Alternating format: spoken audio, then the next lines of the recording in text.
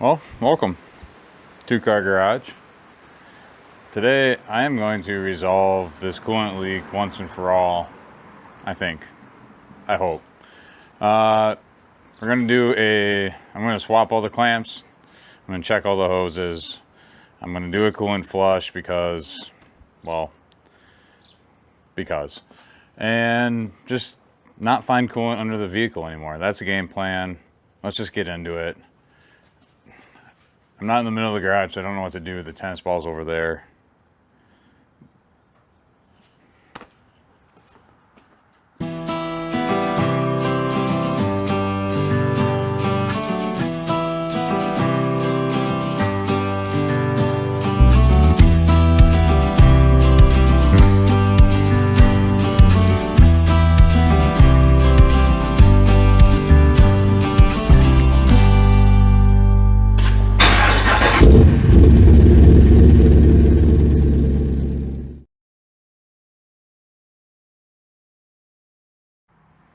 Alright, first things first, we are going to get rid of these.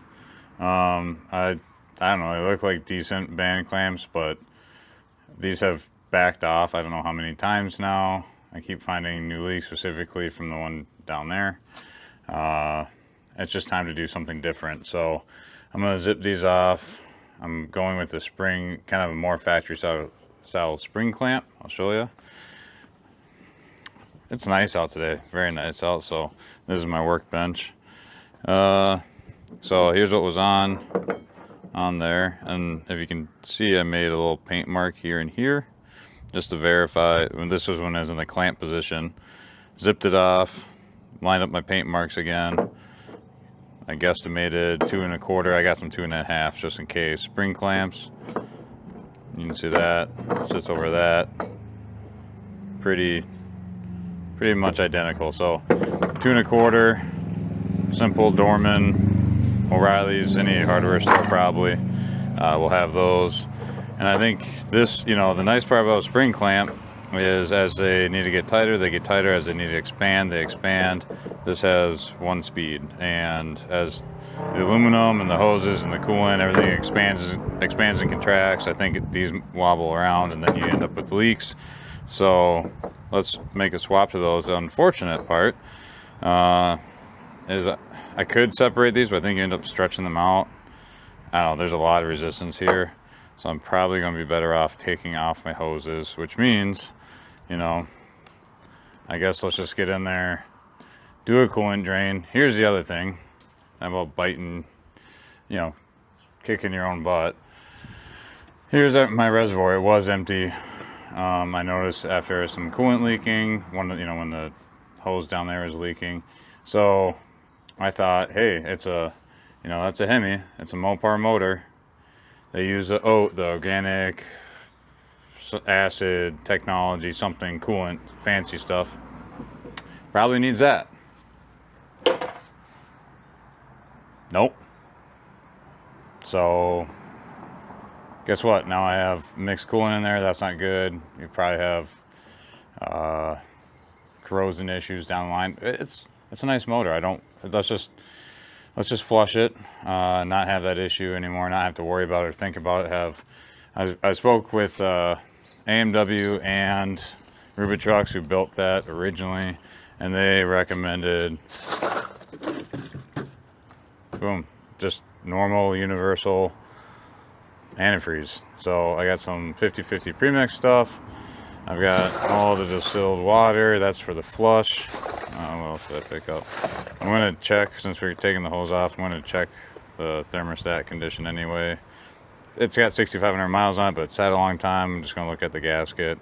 Whatever, I'll just probably throw this in just to do it, because we're right there. It's in our teeth. The hose is coming off anyway. Inspect the hoses. What else? I think that's it. Oh.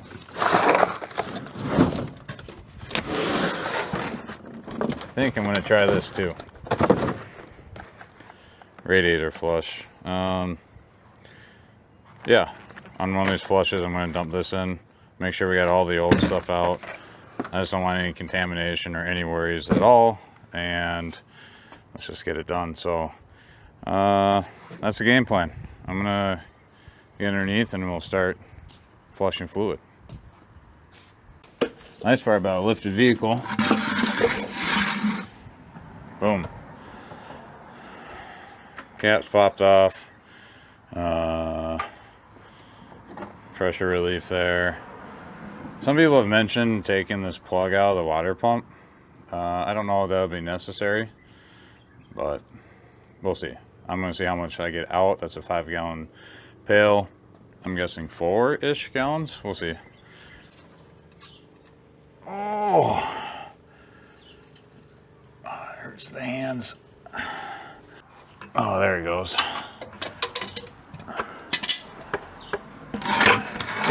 How much of this can I get running down my arm is the real question. Oh, okay, she's ready. It's gonna hit my sway bar, make a mess. Oh, how much of this stuff are you supposed to get in your face? Okay, I'll let that drain for a while and start working on getting those band clamps off. Zip these off. So I'm just gonna slip this hose off, put both of them on this way, so I don't have to take both sides of the hose off because it's a pain to get these. I mean, this rubber nukes on there. I'm gonna probably put a heat gun on there and pry and pray that I can get these things off without tearing them, and then slide the new clamps on. So zip the other two off from the bottom. Everything's a pain to get to. Yep, taking the inner fender liners out. Just so I can get some access here. You know, it's nice because everything is right in your teeth here, but the bottom stuff, with all the, you know, suspension and steering and stuff that makes it go down the road, it's kind of a pain to get to. So all I need is a 3/8 ratchet. Seat that onto the tensioner, drop my ratchet, get a quarter turn on a ratchet for about 1,000,000 years, and then whoa, 1,000,000 thread on here or what? Get those off and check back in with you. Oh, there's those right there.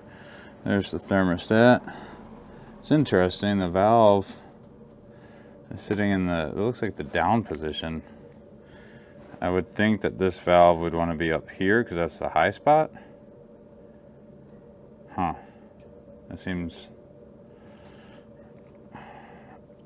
I'm a little apprehensive of doing something different, but you'd think this is hot above that, and you'd want the valve on the top part so that any sort of air bubbles can actually just escape. I'll ponder. Anyway, I'm gonna pop that out real quick. I'll take let's see, hopefully I got the right one here. Oh yeah, that came out nice and easy.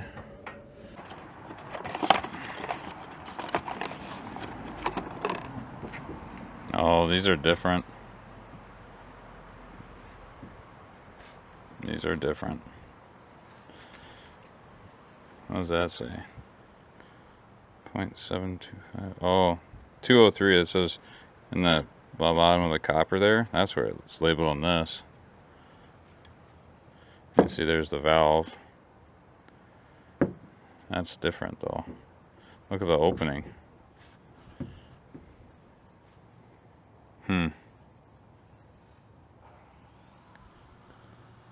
Not identical. Okay, well, I guess this gets to stay. Alright. Wow, why is this? That is hot just from being in the sun. Holy cow. Is it 2 1/4?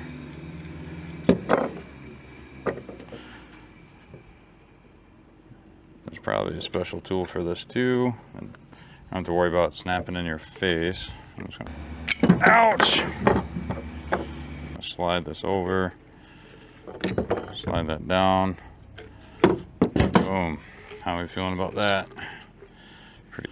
Try to plan it so that I can hopefully, when this blows up in my face and doesn't work the way I hope it does, get to them. So set that one. Slide this one down. Slide this one. Ouch! Okay, so I'm gonna plug in like that, Hopefully with that serpentine belt kind of out of the way, it's gonna work. Okay. So now, taking so long.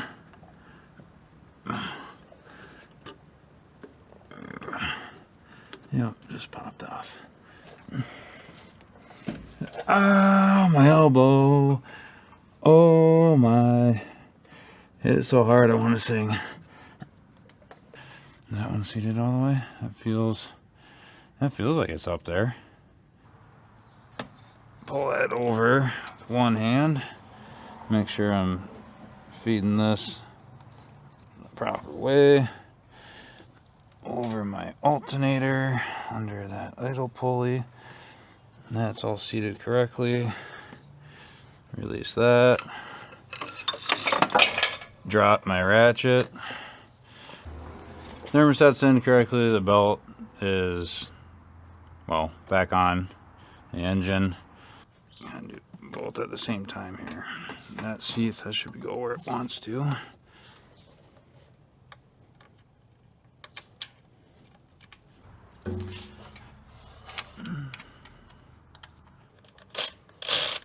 Wrong way, of course.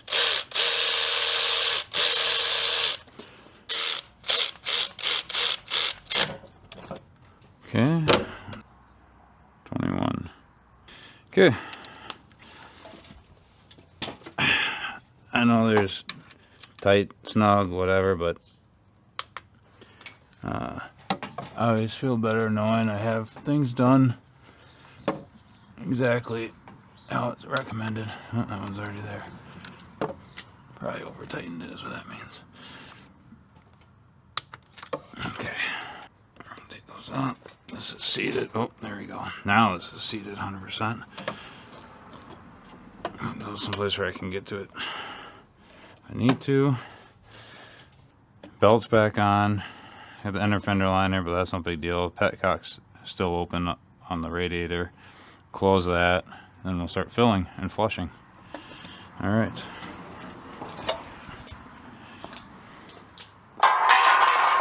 Perfect. All right, for round one here, I'm just gonna start with some distilled water. Let her eat on that. Obviously, it didn't drain all of the fluid. There's plenty in the radiator, or heater core, and through the block. That's not just gonna gravity feed out. So I think I got about 2 gallons in the bucket there. So I'm anticipating around 2 buckets to go in. We'll start it up, turn the heater to max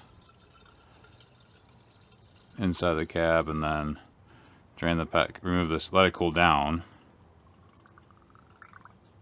And then go through, uh-oh, am I hearing drip? Yep. Where am I dripping from? Stand by. Oh, welcome back. Yep, it is a whole new day. Last I saw you, I was in a bit of a puddle of defeat. Pretty bummed. That was 4 days ago.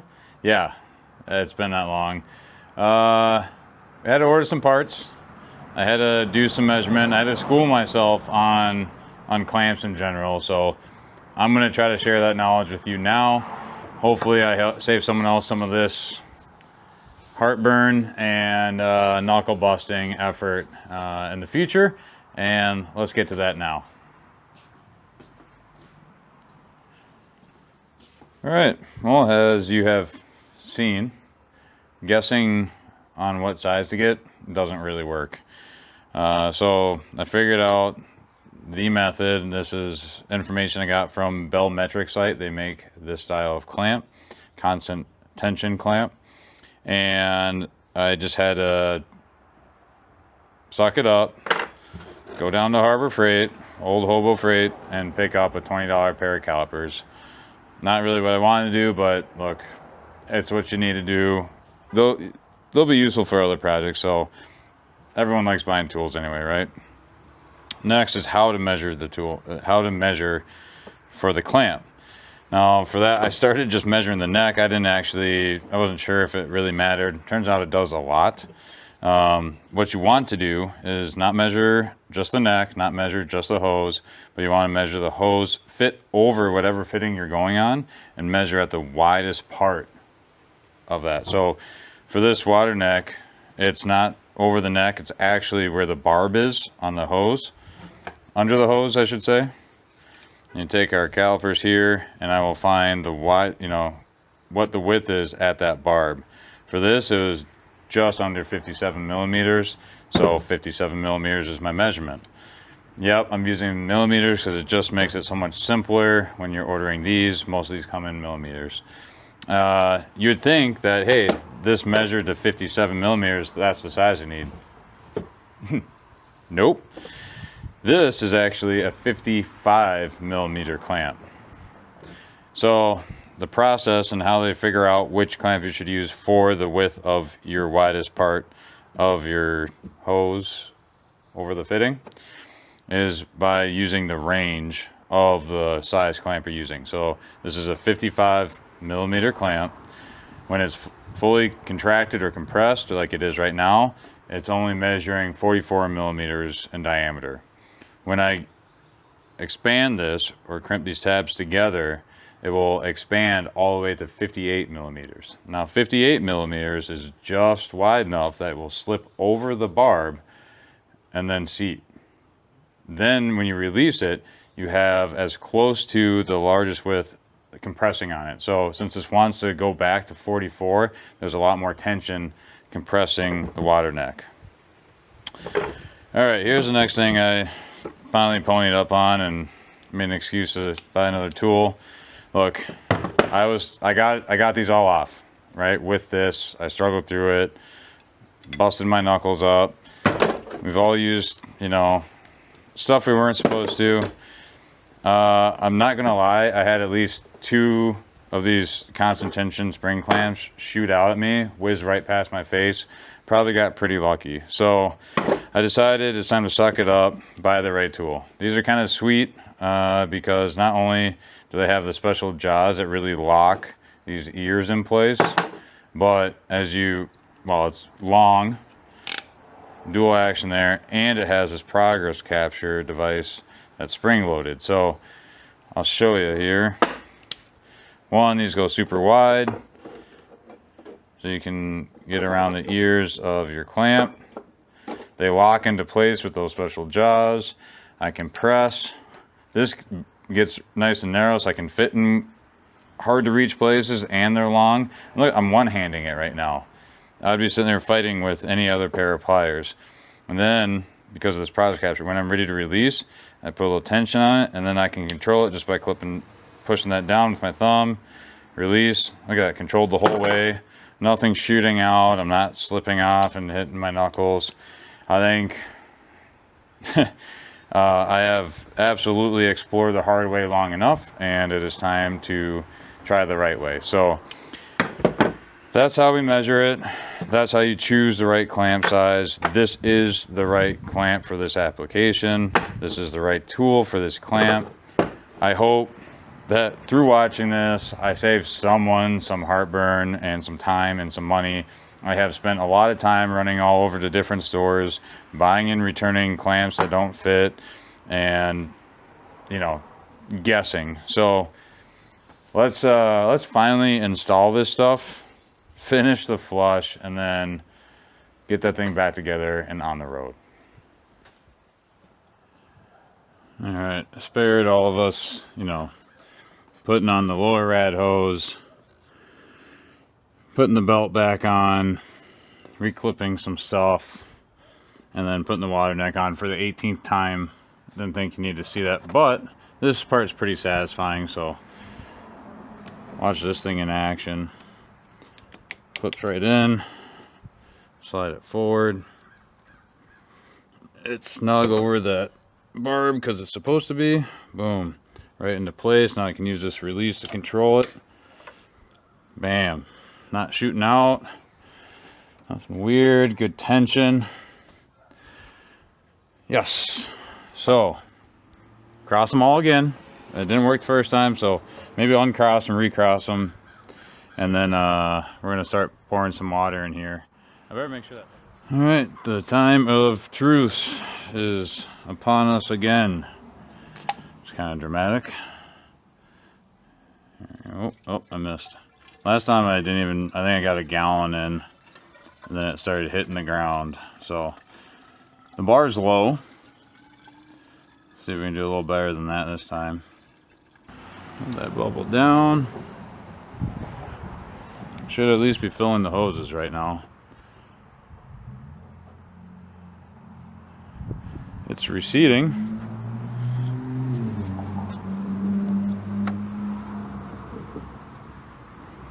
And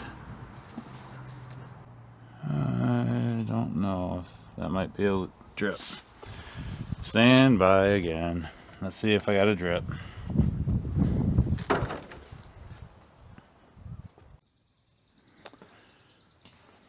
Okay, so this has become quite the project, and it definitely required some help from outside resources. So for the fourth time, I'm going to be installing new hoses with new clamps, and then we're not going to have any leaks. So what happened is I put everything back together, I put the proper clamps on like we talked about, and then I was still having a leak. Well, when you look at these hoses, the inside of this has such a lip on it that it didn't allow the clamp to actually seat. You can kind of see how bulbous this is right here, and I think it's just from wrenching down on those worm gear clamps. We just weren't able to get the proper seal that this is supposed to provide, so fluid is able to kind of travel around. This just wasn't able to seat correctly. So then I started looking for hoses. Well, it's a Hemi swap Jeep, so they don't have off-the-shelf parts. They do, but not for the Gladiator. So what I found out is I ran all over town trying to find the proper hose just by looking at walls of different rad hoses. And I talked to a guy at Ruba Trucks in North Carolina, super helpful guy. Turns out part number B71873 is a lower radiator hose. This is actually from a mid-90s F-150. Those line up. And then same thing for the upper, it's a C70438. 61301. And as you can see, the bend is just right in the middle here. So what I'm going to have to do is just trim here, trim here. This one's going to require a little bit of trimming at the top, right about there. I'm going to try to use my little, I don't know, cheapo pipe cutter to do that. Do some test fitting. I'm going to try to leave it too long and then get it just right so I don't cut too much off and have to buy a new one. So that's the plan. I'm going to do some test fitting, then we're going to slide them on, put the clamps on, and then fill it with water and have no leaks. Maybe. Yes, we are. We're doing it.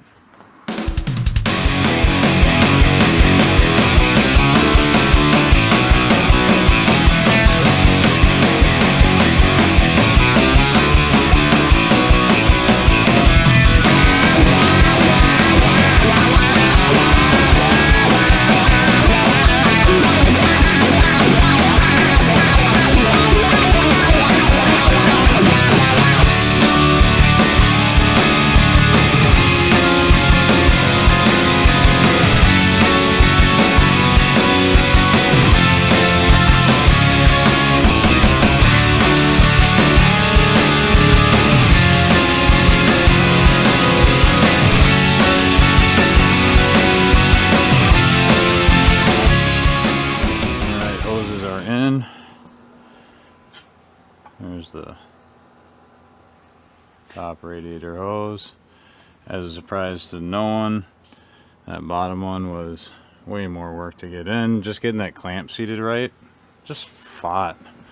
So after I donated enough blood to the automotive gods there, I got it seated, so everything looks like it should. So here we go for what, I don't know, 18th time, 22nd and a half. I stopped counting. We're gonna start pouring water in again and listen for leaks. So I did. That doesn't count. I just spilled. All right. I closed the pet cot. At least I think I did. Overfilled. Doesn't count on that side. All right. Don't worry about that. That's just from where I spilled.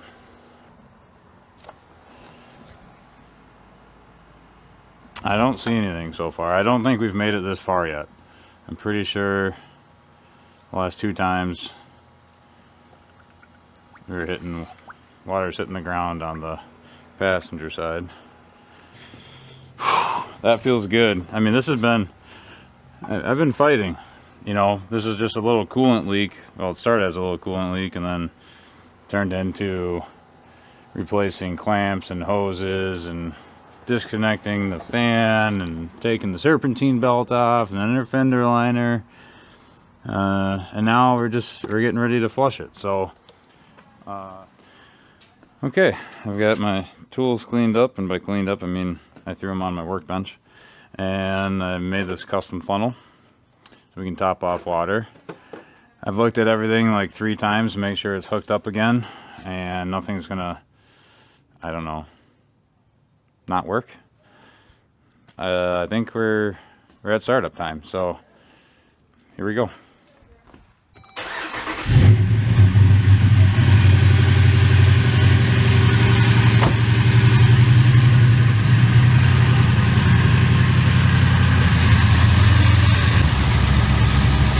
Might be overflowing in a second here.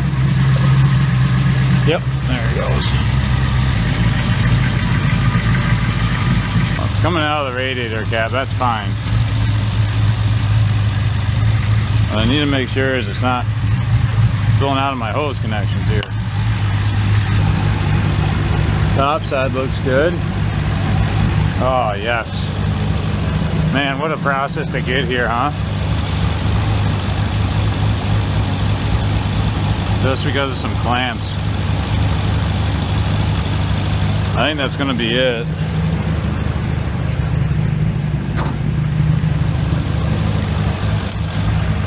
Probably throw the cap on now and let it idle for a little bit longer, and then let it cool. We'll drain it, go through the process again.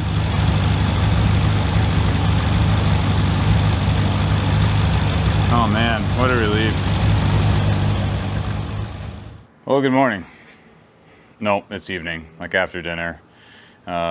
Days get away from you. Speaking of days, I have days invested into this. I don't even know what day we're on, but we are probably weeks later in the future from when this video started with some hose clamps. We have done hose clamps and now the actual coolant hoses to coolant flush, and I'm on, I don't know how many flushes now. I've ran about 8 gallons of distilled water through this system, and now it's time to start adding coolant in. So I've got some, you know, full strength here, just your basic, get it anywhere, all makes and models, full strength coolant. And I will end up using this little gauge here, and you just dip that in. The engine's got to be cold, or the coolant needs to be cold while you use it. Basically, it's just a tester, a gauge. Squeeze the bulb, dip it in, pull fluid up, and it'll tell you if where you're supposed to be as far as the coolant mixture goes for your, you know, your temp. So at 50% concentration, which is what we're shooting for, recommended 129 degrees Celsius. So there's 129 degrees on the gauge. That's what I'm going to try to get this needle to. And that's probably going to take me another flush or two because, you know, as you get water in there, you get about 8 gallons in, it's got to cycle through. Obviously, whatever, you don't drain the entire system when you open the petcock. I'm only getting about 2 gallons at a time, so it takes time to filter that through. And, you know, like every project, I've gotten to encounter an additional issue. We'll get to that at the end. I'll show you what that is and the heartburn that's going to come with that fix. So let's just get to doing one more drain, adding some coolant. I'll show you our issue, and then we'll get the old tester out here and see where we sit. And that should wrap that up. All right, real quick, I'm going to show you our next big maintenance project that will be coming up as a result of this. You know, where you at? There we go. Up there, next to this hot exhaust and above the transmission there. That is a drain valve.